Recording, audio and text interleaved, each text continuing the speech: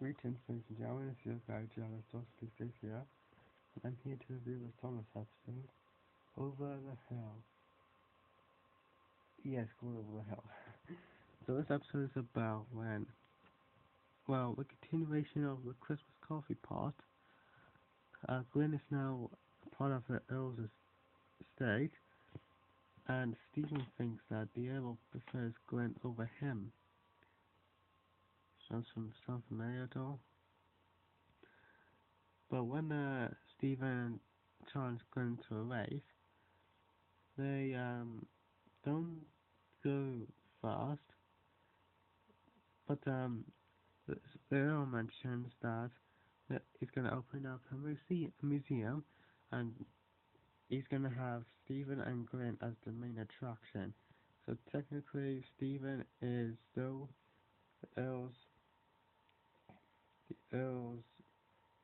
how do I put it? The Earl's main engine, private engine, I should say.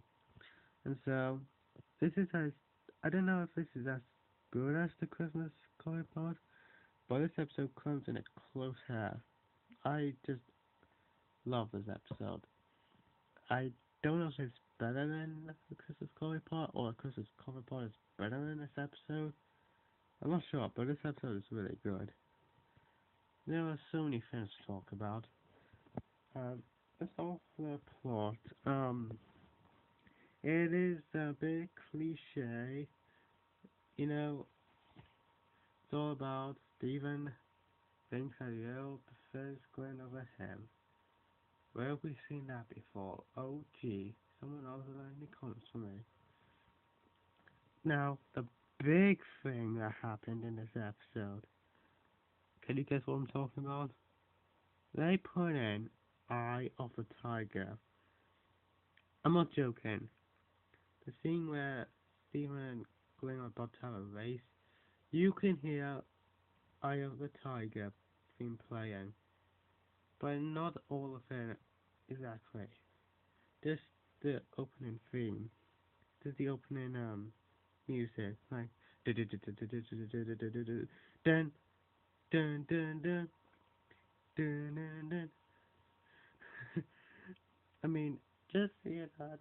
Just hearing the Eye of the Tiger in Thomas it's it's splendid. I just used that quote from Slippy Soda Victor. Now, all we need is 500 miles from the Proclaimers to be in it, being Thomas, and the Beach Boys I get around in it, because I adore those songs.